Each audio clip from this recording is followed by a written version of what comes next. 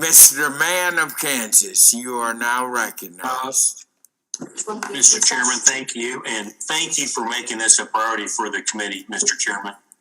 Certainly in this bill, there are a lot of areas that people are divided on, but there seems to be bipartisan support for doing better when it comes to rural broadband and connectivity. We all know that's a priority for everyone here. It's certainly a big priority for me and in the big first district of Kansas. We cover a large swath of the rural part of my state, and we hear a lot of concerns a lot of time. And it's not just, concerns with how it is, but what it prevents us from doing, be it telehealth, be it taking the next steps in production agriculture, all of those things. So thanks for the panel and our witnesses for being here today. My question is for Ms. Robinson. It's my understanding that Microsoft's Airband initiative is working in Kansas to connect rural underserved communities to broadband.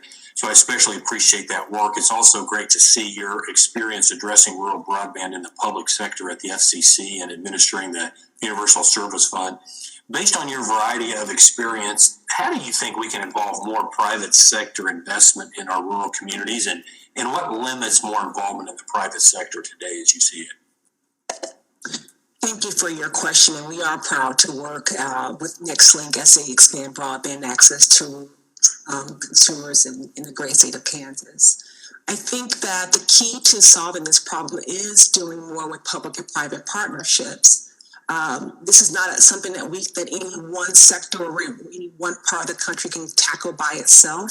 And so being able to provide more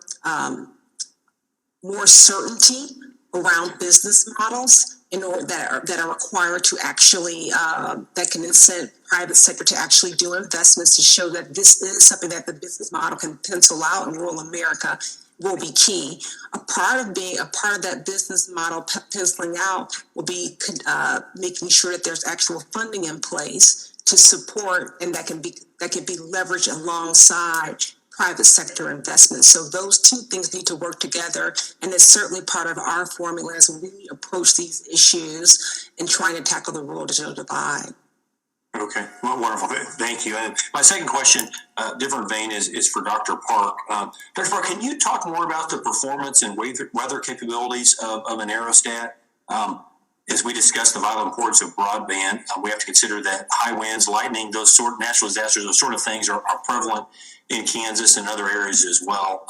Any perspective that you would have on how those would perform under those kind of conditions? Thank you for that question. Yes, so aerostats can withstand high wind up to 80 miles per hour. Okay.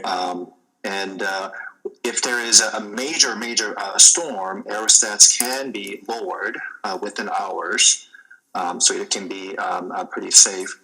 And while it's down, also, Congressman, aerostats can be deployed to overlap coverage, and provide redundancy. So in areas where storms are localized, any aerostat lowered will have adjacent aerostat to provide the redundant coverage in its area. Okay, that makes sense. But no further questions, Mr. Chairman. I yield back, and thank you all very, very much.